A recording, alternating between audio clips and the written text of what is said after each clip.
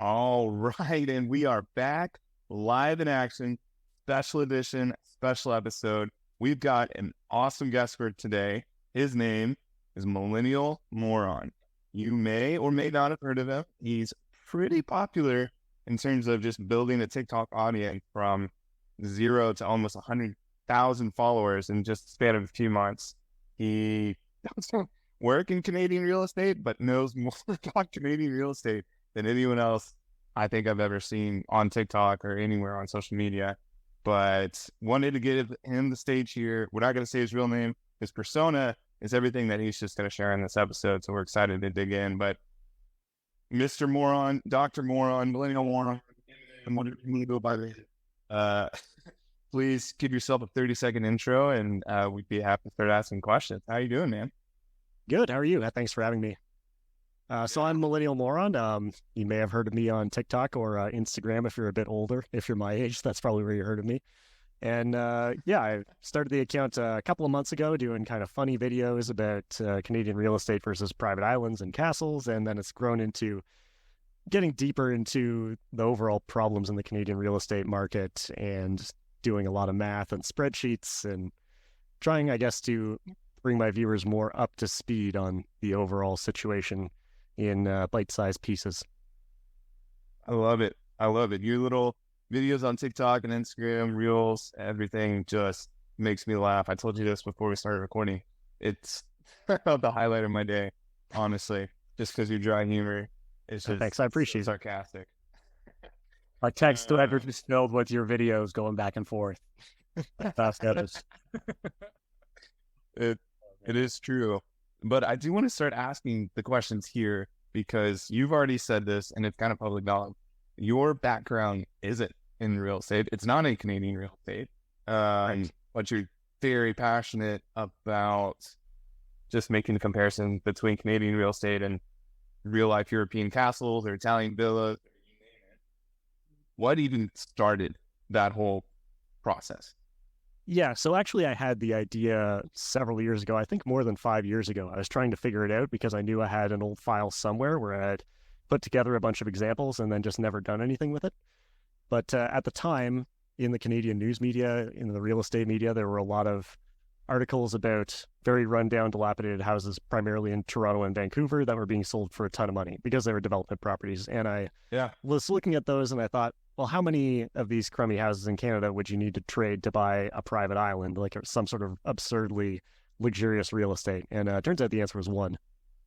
And not even in rare cases. You know, you could go and find just like example after example. And at first I thought, well, maybe write this in an article format. And I just never found the funny, you know? It never was in... I could never get to a format where I thought the quality was good enough to be worth publishing. And then recently I'd been thinking about real estate again, and there had been some changes in the Canadian market, so I had it on my mind. And then my wife was out of town, so I had a lot of free time. And I thought, well, why don't I just record a TikTok about it and see if anyone likes it? And then I had joked with my friends the night I posted it that it had, 10 views, and all my viewers were going to be disappointed about a pronunciation mistake I'd made. But then over the next couple of days, it really started blowing up. That's what they love. That's good. So you obviously care about making. What about you makes you care about this comparison or this analysis? I have 0 files on my computer comparing real estate in Austin, Texas to anything. Yeah, well, it's just something I've been following for a long time. I would say I've been following the Canadian real estate market for 10 plus years. I used to live in the GTA for your American listeners. That's the Greater Toronto area, not Grand Theft Auto. And housing there was very expensive when I was living there 10 years ago. And even when you were looking at the prices versus the rents, it didn't make sense. It was just a lot of speculation being fueled by cheap debt, in my opinion. And obviously it's continued to just run and run and run from there, and prices have continued increasing. And it's spread to other areas of the country. A lot of people still think it's just Toronto and Vancouver, but especially over the past few years, prices have been running up absolutely everywhere. And it's kind of leading to a cost of living crisis in Canada. And so that's more of what makes me passionate about it now, is that I see a lot of people, both in my own friend group and as and a lot of people in the younger generation who are really struggling to make ends meet. Even if they have good jobs, it's really hard to get ahead.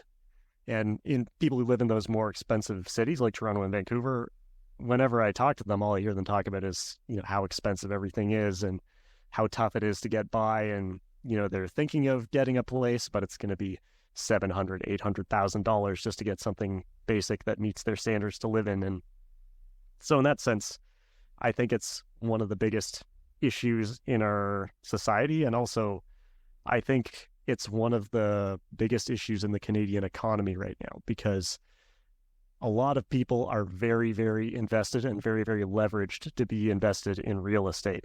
And there's an enormous amount of debt in the economy, household debt.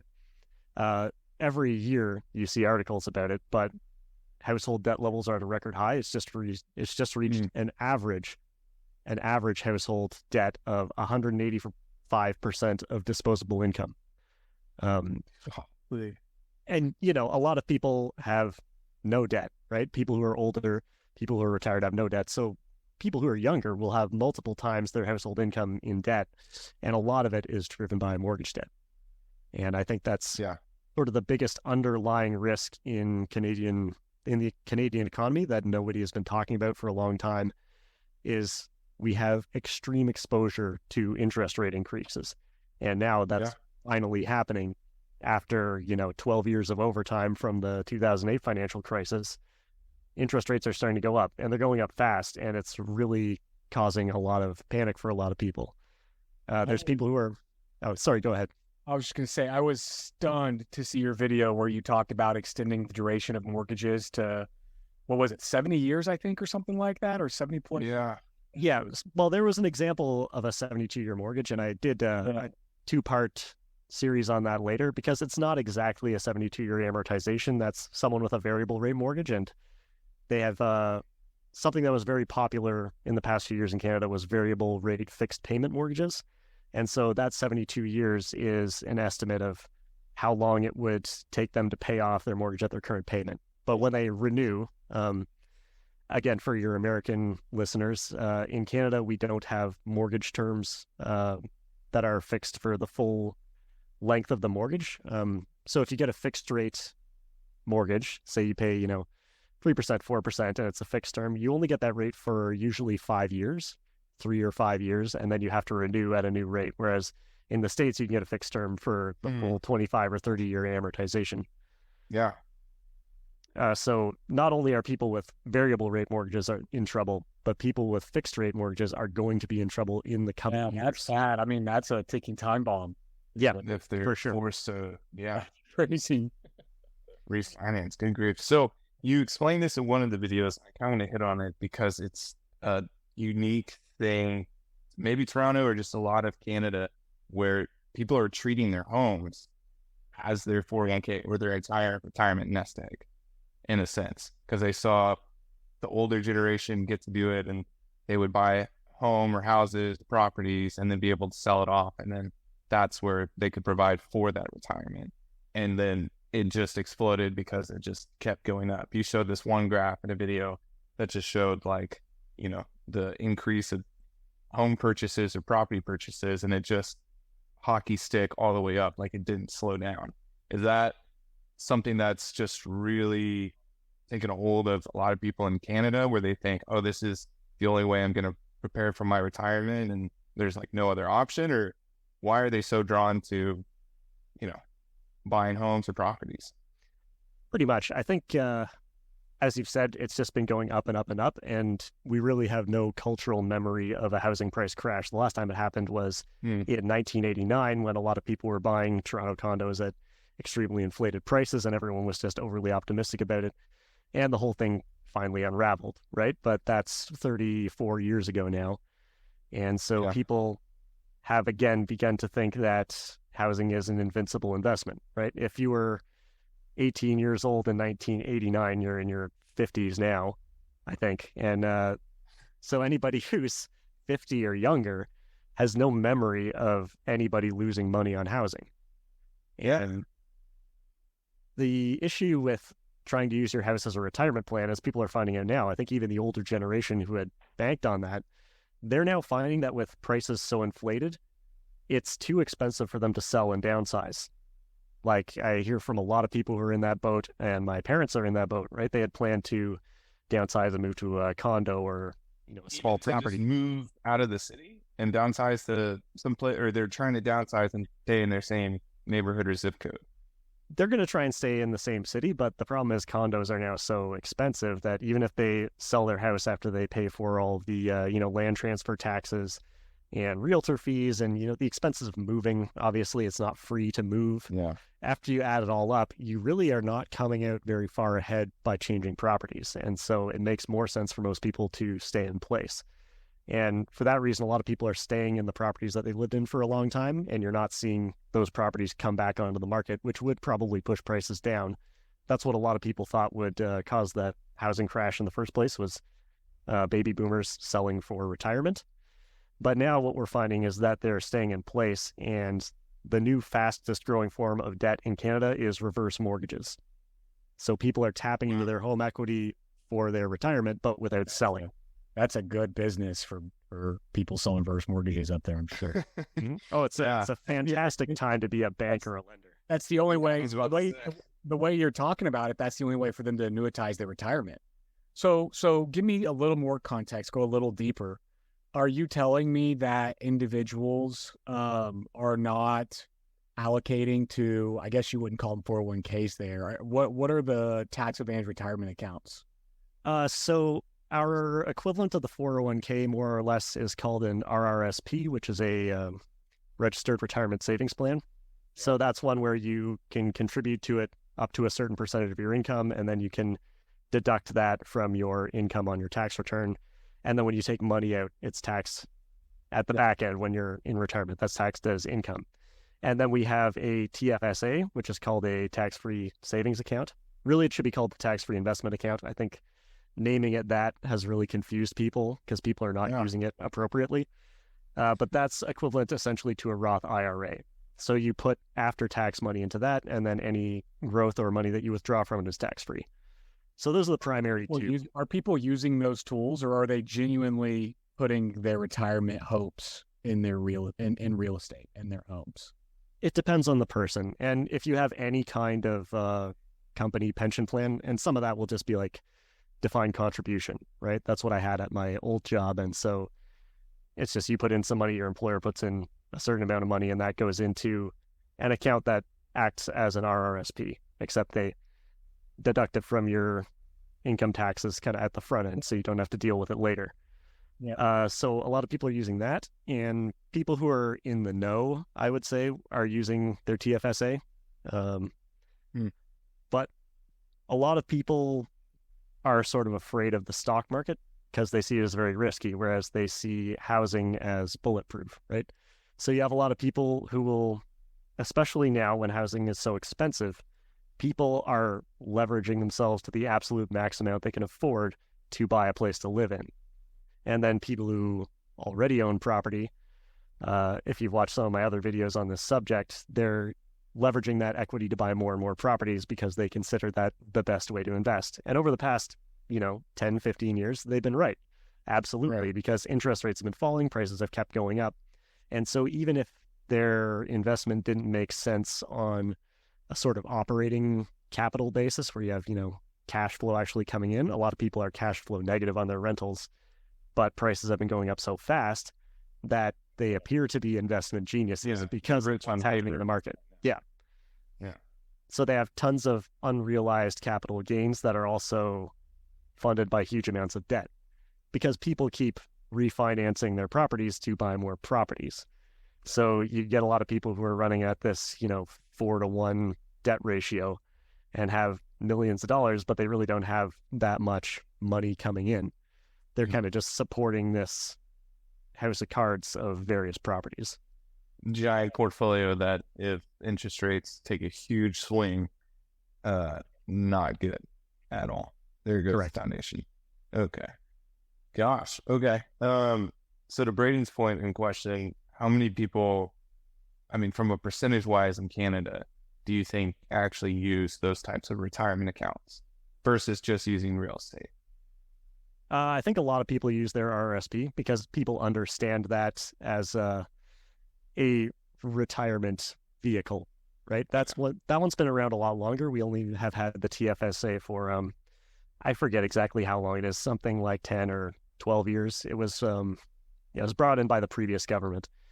And because it's named a savings account, a lot of people believe it's to save up to buy something, like to save for a down payment on a house is the most common example that's given. But obviously, because you can have tax-free gains over time, it's a really good vehicle for retirement, especially for lower income people who are going to be paying lower taxes up front and will have a longer time for those investments to grow. The other advantage for lower income people is that your RRSP contribution room is based on a percentage of your income. Whereas for TFSA, you get a certain amount of room each year, and it just adds into your account, and you can use it in a future year if you can't use it all this year.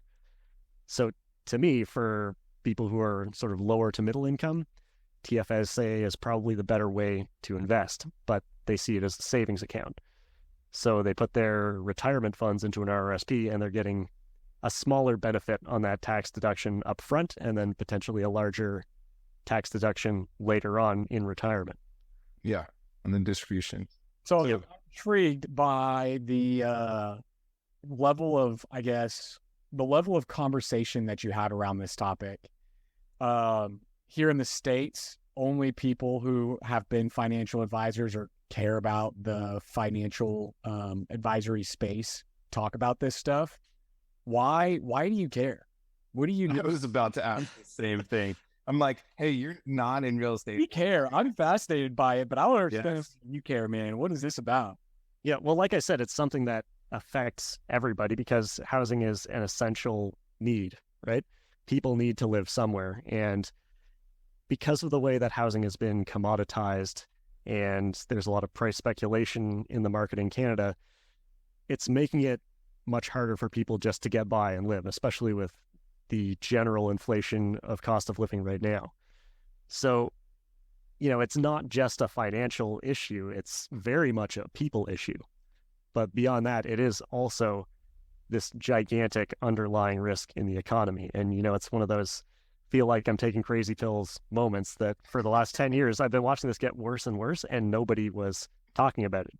Everyone was just talking about how real estate was such a good investment and how a lot of people were making money in real estate, but also nobody could afford to buy if they weren't already in real estate. And I was saying, this isn't sustainable, and it's going to cause a big problem in the future one way or the other. Either it's going to crash and cause a huge dip in the economy, or it's going to make it so expensive to live that people just cannot get by. And you're starting to see that in cities like Vancouver, where, again, years ago, I had kind of predicted, if they don't do something about this, it's going to cause a major problem with the younger generation because people are going to stop moving to Vancouver to work. And it's gotten to the point where people who were born and raised in Vancouver can't afford to live there as young adults and are just leaving. And so you have a tremendous drain of skills and talent. You have a tremendous drain of culture because anybody who is kind of doing creative work just can't afford to live there, and all of your young blood is fleeing the city. And once that happens, what's going to be left of the city? People always say it's so expensive because it's a world-class city, but what makes it a world-class city? Is it just because it has a lot of gigantic corporate businesses downtown that can afford the rent? Like, to me, that's not even a place I'd be interested in living in. I want to live in a place where you can have a big diversity of people living there who are going to bring you new ideas and, new forms of entertainment and just a culture that you haven't experienced or thought of before. And that, to me, is the benefit of living in an exciting city. Yeah. But if the demographics change completely, you're right, it could be just a constant shift entirely. And so 2 unrelated questions to that, completely unrelated. Have you ever seen the movie Big Short?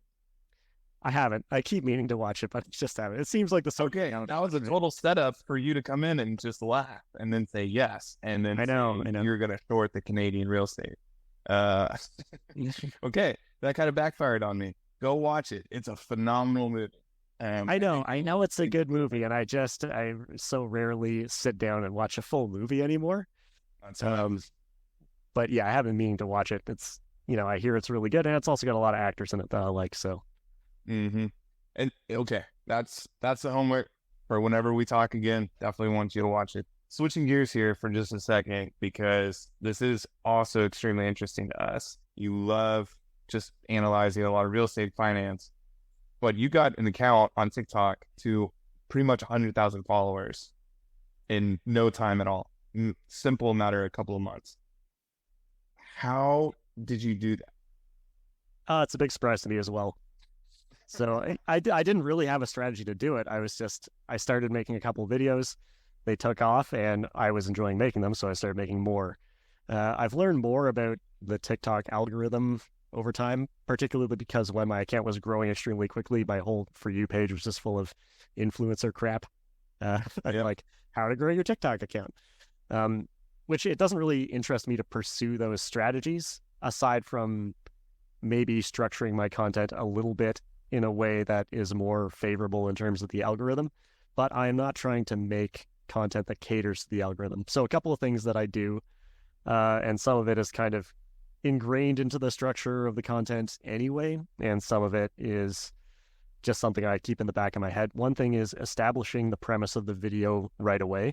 You'll notice in every single one of my videos, I don't spend a lot of time blabbing. I say what the video is going to be about, so that you can set up that expectation that if this is something you're interested in, now you can watch it.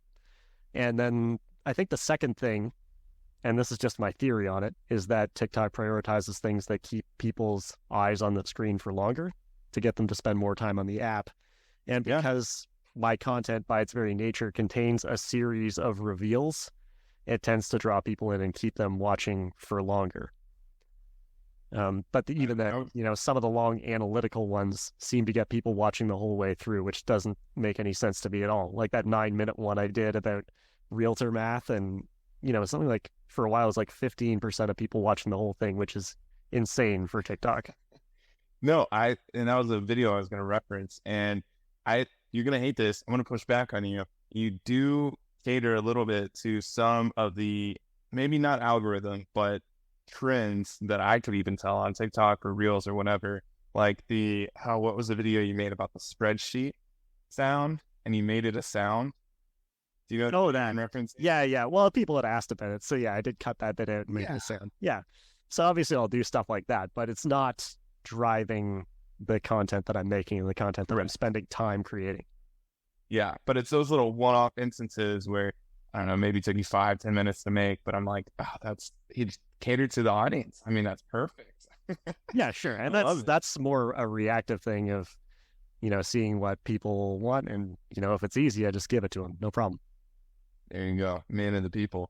So what was the oh shit moment when you were just making this video or making some videos and texting it to friends and, having fun and joking around with it, and you woke up one morning and you saw your account exploded to, I don't know, X number of followers? What was that for you? The moment is usually just waking up and seeing like the TikTok icon on my home screen with 999 at the top. And so, oh, that's weird. And then, every time I was opening the app, there would be like hundreds of comments and like, hundreds and hundreds of new followers and all this stuff. And I don't know, it happened really quickly. It was within a few days that happened. And the other really weird thing that happened was only a few days after creating the account, there were a couple of realtors going around my neighborhood handing out flyers looking for, soliciting people who were selling their house. And one of them recognized me from TikTok. What did they say? Oh, I just answered the door and I was like, oh, I'm in a meeting. Like, we have to be really quick. And he said, hey, I know you. And I was like, oh, yeah, from where? It's a TikTok. And I was like, yep, that's me. Wow. Oh, that's great. You've had some interactions with people on social media, and I love the ones where you're not like trying to fight them or anything, but you politely explain to them that their either logic or math is just incorrect. Like the guy you argued with on the ROI, which was so funny to me. Like he had this spreadsheet and he's like, he just entered it, multiplication type of multiple on the number to get the ROI, and then you just corrected them. Have you had like tons and tons of hate from real estate people, or I don't know, people trying to rip you apart on your math? No, the general response from people who work in real estate has been overwhelmingly positive because for a lot of them, the insanity in the market has not helped them either. It's caused, particularly in Canada, there's a lot more people piling into being realtors because it's something that if you're selling houses, it can be extremely lucrative, but there's also a fairly low barrier to entry to become a realtor. So a lot of people are doing it kind of as like a side hustle, or something else didn't work out, so they go into this. And so you have a ton of people competing in the same market. And I don't know what the stats are now, but there was a time when realtors in Toronto were selling on average one house a year. If you looked at the number of realtors in Toronto versus the number of home sales per year, it was about 1-to-1. Now, obviously, that's a lot of people selling 0 houses and then some people selling some. But I think for a lot of those people who just want to make a living, they would rather be selling more homes at a reasonable price and having kind of a steady income, because realtors eat what they kill, right? You have to make the sale to get paid. And if you're acting particularly as a buyer's realtor, that can be really, really hard in a competitive market.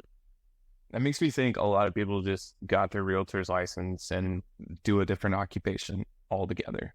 And if they can get, a transaction, then they're happy with it, right? I mean, if some of these houses are going for, $10 million, they get a 3% cut on that. So they're getting 300,000.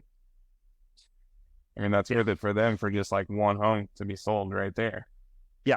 But at the same time, it's hard to get in as a seller's realtor because obviously everybody wants that in a hot market. And then when you're acting as a realtor for a buyer, you're putting in a lot of hours and may not get a deal closed ever. So it's tough for a lot of people. Yeah, I can understand that.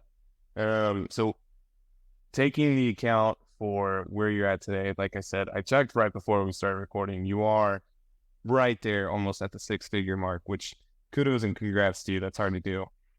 What is your goal, your aim for the account? I mean, I know you just want to make a ton of super fun videos, be analytical, kind of record yourself doing all of that. But I mean, what's the trajectory? Where are you going with it? I don't know. I wish I had a better answer for you and for myself. But no, I just have been responding to the situation as best I can. I think my wife asked me something similar, and I said, I don't know what I want to do with it, but I feel like it's a bad idea to decline an opportunity with an unknown upside, especially if I'm having fun doing it. So really, I like to entertain people. That's something that I enjoy doing. It's a good creative outlet. Beyond that, I think it's good to help educate the general public in a way, not about, my own personal theory on the Canadian real estate market, but more just about like the fundamentals of money and investing. I think the overall financial literacy in the whole population in Canada is quite poor. And it's probably the same in the US. A lot of people just don't know how to manage their money, and they would be a lot better off if they did. Obviously, with the cost of living being so high, people are more strained, especially in Canada. It's only important to know how to manage your money if you have extra money to manage, and a lot of people don't right now. But at the same time, if we can kind of break the public perception of this cult of real estate where it's the best thing ever and everything always goes up, if we can sort of drain that base out of the market of people who are panicking trying to buy just to get in, then things may correct and get more reasonable and return to sanity. Yeah. Now, I certainly don't think I'm single-handedly going to do that, but the more you might, the more people who have a realistic view, the better. I don't think if anything is going to do it, it's going to be rising interest rates that's going to show people, oh, there is a risk. Yeah. Well, I think the videos that you're making, like I said, they're hilarious to me. I love sarcastic, dry humor so much. But, I mean, you already mentioned this. Your wife kind of brought up a question to you. Have you, experienced anything with your wife or, with your friends giving you any kind of flack for, oh, here comes the guy with 100,000 followers? My friends joke about me being famous, and my wife always likes to yell, "Hun, you're famous," every time someone recognizes me.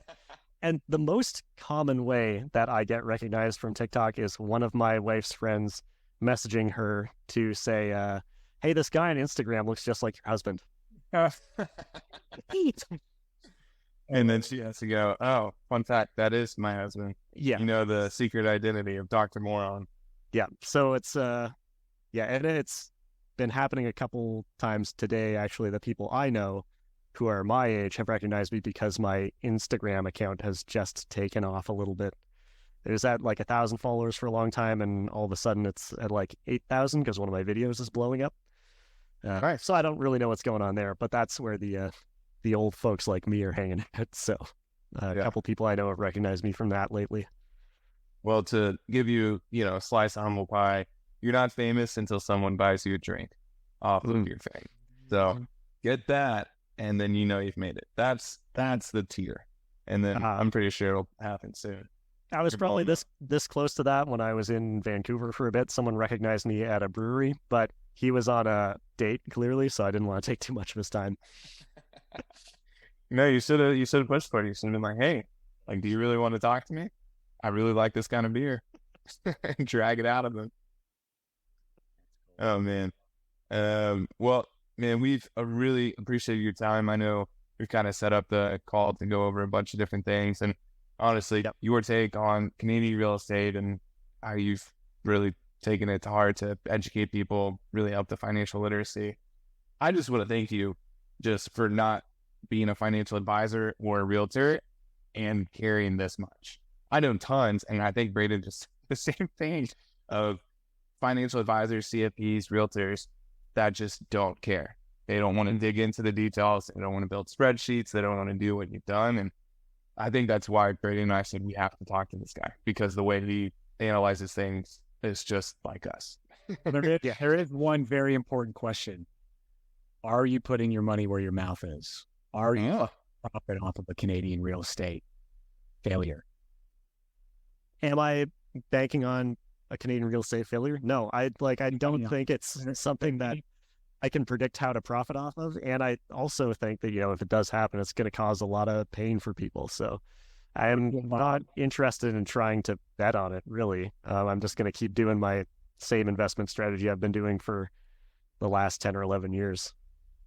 Okay. And to pick on that, because that is a question we kind of talked pre-recording wise, and you don't have to give specifics, but what does Millennial Moron portfolio look like in terms of investments?